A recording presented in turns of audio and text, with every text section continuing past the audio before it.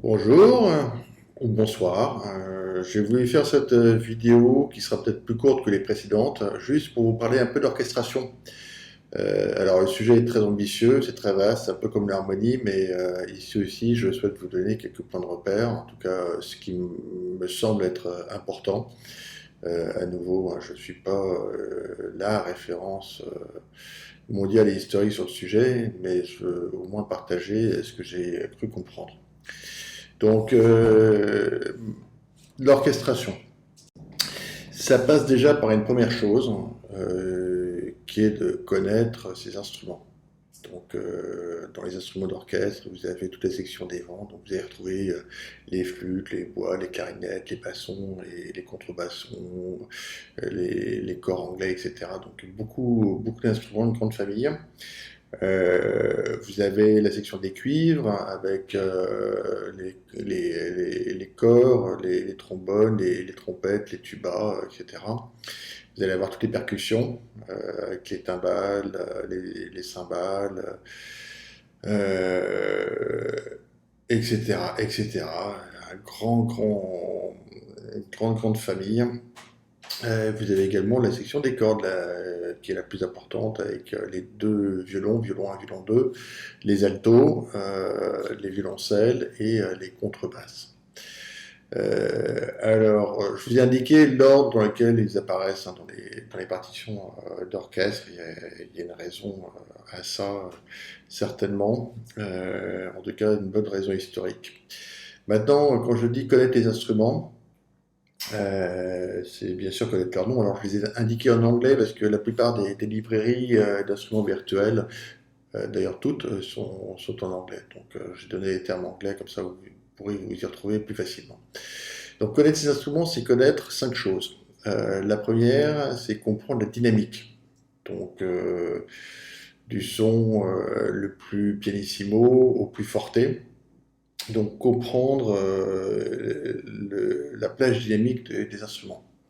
Il y a des instruments qui ne peuvent pas jouer piano. Il y a d'autres instruments qui, fortés, vont disparaître dans la masse orchestrale. Donc ça, c'est la première chose. La deuxième chose, c'est le timbre. Il y a des instruments qui sont très timbrés, comme le hautbois, des instruments qui le sont moins, comme les corps lorsqu'ils jouent à piano. Vous avez les trompettes qui sont très timbrées, mais à nouveau, cette notion de timbre peut varier suivant la hauteur de la note et la dynamique à laquelle cette note est jouée. Donc c'est un domaine qui peut être assez vaste. Ensuite, vous avez bien évidemment le registre, donc la note la plus basse qui peut être jouée et la note la plus haute qui peut être jouée, l'ambitus, qui varie fortement d'un instrument à un autre, donc mieux vaut le savoir, surtout si vous voulez répartir vos instruments entre les plus graves et les notes les plus aiguës. Un point également, quatrième point, c'est l'agilité. Donc l'agilité des instruments, c'est à quel le rythme, le tempo maximum que auquel l'instrument peut jouer, mais également c'est les intervalles. Vous avez des instruments qui ne se prêtent très mal au saut d'intervalle important. Enfin, il ne faut pas demander à une soprano de faire un saut d'octave. Ça va être compliqué pour elle. Voilà. Et il y a d'autres instruments qui n'ont aucun problème à faire des sauts d'octave.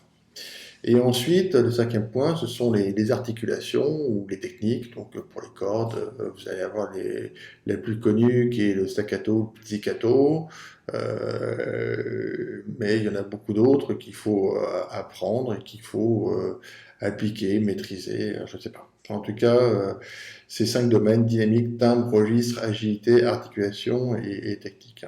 Je vous citerai un livre d'orchestration que je trouve très bien fait au final. J'en ai eu un certain nombre, et j'en ai lu un certain nombre, mais celui-ci me paraît le plus concis et très utile. Il est seulement pas toujours disponible, en tout cas j'ai réussi à me le procurer, donc j'imagine que vous arriverez à vous le procurer. C'est un livre que m'a recommandé un de mes professeurs d'orchestration que je trouve être un excellent conseil. Donc maintenant qu'on part du principe que l'on connaît ces instruments, il y a trois éléments intéressants en orchestration. Le premier, c'est apprendre à gérer les plans. Gérer les plans, c'est gérer sa masse orchestrale. Vous allez avoir un, 2, 3, 10 instruments, 20 instruments qui vont jouer en même temps, et ça peut rapidement devenir une cacophonie. Donc, comment garder l'idée musicale claire, audible? Donc, comment savoir mettre l'élément le plus important en avant et retirer tout le reste et le mettre en arrière-plan pour que votre idée soit claire. Donc c'est ce qu'on appelle les plans. Il y a le premier plan, ce que vous percevez immédiatement, et le dernier plan qui est le fond. Alors, il y a plusieurs façons d'amener un élément au premier plan. Le premier, c'est le plus simple, c'est de jouer sur la dynamique. Vous jouez très fort l'instrument, la ligne mélodique, et elle va ressortir avant tout le reste. Donc ça, c'est le principe vraiment le plus simple. L'autre principe, c'est d'utiliser un instrument qui est timbré. Utiliser une clarinette, une trompette ou des cuivres à une certaine dynamique, ça va être excessivement timbré, et même s'il y a d'autres instruments qui jouent à la même dynamique, qui sont moins timbrés, l'instrument timbré va ressortir. Donc ça, c'est très pratique. Ensuite, il y a le registre, et l'oreille perçoit, ou en tout cas isole plus facilement ce qui est aigu de ce qui est grave. Donc, pour mettre un élément au premier plan, s'il apparaît pas bien, c'est peut-être il est joué trop grave. On peut jouer sur les aigus. Et ensuite, il y a un élément qui est très intéressant, qui est sur la ligne mélodique.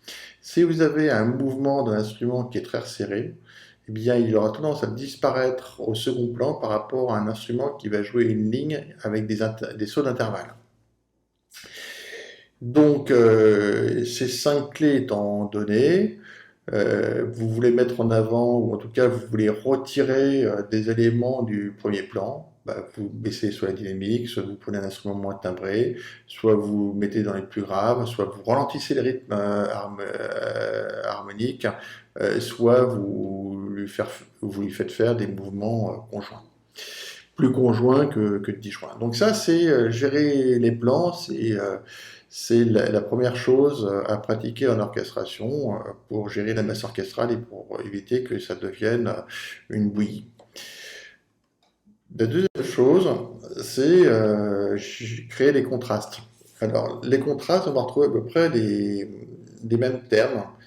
Les contrastes, alors c'est étonnant, si vous prenez des partitions, des classiques, vous rendrez compte, par exemple chez Mozart, qu'il va contraster toutes les 4 mesures. C'est-à-dire que toutes les 4 mesures, il va changer son orchestration.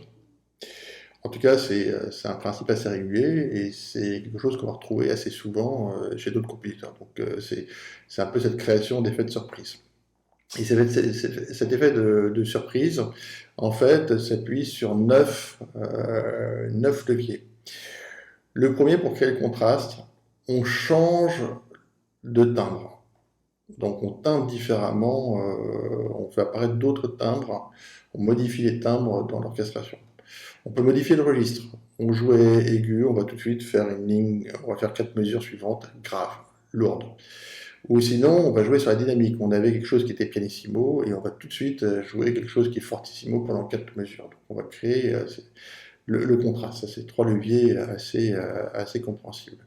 Il y a 3 autres leviers que j'ai mis en violet. Le premier, c'est d'augmenter l'intensité rythmique. Vous aviez quelque chose qui se jouait en noir ou en croche, vous allez le jouer en blanche. Où vous allez changer les rythmes et appliquer un autre pattern rythmique. Donc vous allez changer la densité rythmique. L'autre moyen de créer un contraste, c'est changer les articulations. Vous étiez sur les notes tenues, vous allez jouer des notes staccato. Vous étiez sur les notes tenues, vous les jouez en pizzicato. Hein. Là, je parle des cordes. Ensuite, il y a l'espacement des voix. L'espacement des voix, c'est l'ambitus qui peut exister entre la note la plus basse jouée par l'orchestre et la note la plus haute. Vous pouvez avoir une écriture resserrée, où cet ambitus tient sur 1-2 octaves, mais vous pouvez jouer très écarté en utilisant des instruments graves comme le contrebasson, le tuba, et jouer des instruments très aigus comme le piccolo, et vous nourrissez toute la verticale harmonique avec les instruments, et donc vous avez quelque chose de très espacé. comme vous pouvez avoir quelque chose de très compact. Donc ça, c'est les deuxième domaine de levier. Ensuite, il y en a deux autres qui est bien évidemment changer la ligne mélodique ou rentrer dans une logique de contrepoint. Vous avez un motif mélodique, et bien là vous rentrez dans un contrepoint, ça crée un contraste. Et le dernier levier, qui est le plus faible selon moi, c'est l'épaisseur. Vous aviez un motif, vous allez jouer ce motif en le doublant à la tierce ou à la sixte, hein, donc c'est ce qu'on appelle épaissir. Épaissir. Mais si vous lisez ce diagramme de la gauche vers la droite, vous avez à gauche les leviers les plus importants pour créer un contraste et le levier à droite qui est l'épaisseur, le levier le plus faible. À vous de jouer sur ces leviers et pour créer l'effet de surprise. Ensuite, il y a où connaître les instruments, créer les contrats, gérer les plans. Il y a un dernier élément, et je ne vais pas plus développer, ce sont la maîtrise des gestes orchestraux. Les gestes orchestraux, j'ai dit qu'il y avait des contrastes entre les 4 premières mesures, les 4 mesures suivantes, ou les 8 premières mesures, les 8 mesures suivantes. Mais il se passe des choses entre ces mesures qui portent des idées mélodiques ou des idées rythmiques. Il y a ce qu'on appelle les gestes orchestraux, qui peuvent être les traits. Donc, sur mes dernières compositions, j'ai écrit des traits. Et un trait, c'est par exemple un mouvement conjoint très rapide de notes qui franchissent une octave, donc do, ré, mi bémol, fa, sol, la bémol, si bémol, si bécard, do, mais que vous avez harmonisé. Donc chaque note est en double croche ou en croche simple jouée deux fois, et vous harmonisez note à note jusqu'à atteindre le do final. Donc ça, c'est un trait. Vous pouvez également avoir comme trait le glissando à la harpe, qui est un grand classique dans la musique de John Williams, pour introduire une nouvelle idée. Mais il y a une infinité de traits et il suffit d'écouter de la musique de film pour voir un peu l'éventail des domaines du possible. La deuxième chose, dans les gestes orchestraux, il y a le tuilage. C'est qu'en fait, je parlais de 4 mesures suite 4 mesures, mais en fait, on peut tuiler. Et tuiler, c'est que la quatrième mesure, en fait, introduit les instruments qui vont intervenir dans les mesures 5 à 8. Donc c'est ce qu'on appelle le tuilage. Et le tuilage le plus simple, c'est au moins avoir une levée. Donc une note qui peut être une noire, une croche, qui est juste jouée avant le premier temps de la cinquième mesure de l'instrument qui intervient. C'est une façon de tuiler. Ensuite, dans les gestes orchestraux, il y en a un qui est important, c'est le silence.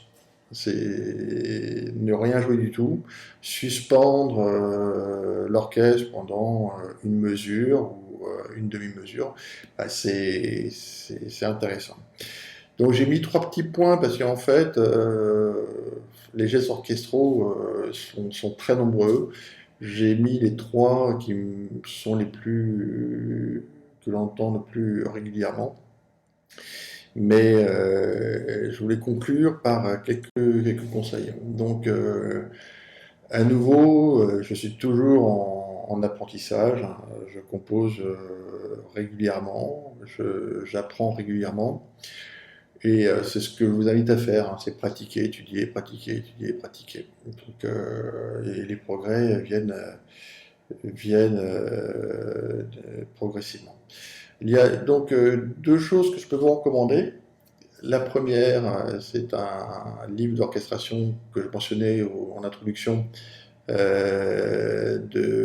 chez Interricordi d'Alfredo Casella et Vigilio Mortari. Un excellent livre, concis.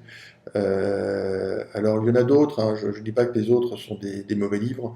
Il y a Coquelin qui est un ouvrage très très complet Mais si vous avez envie de lire 2000 pages, lisez 2000 pages.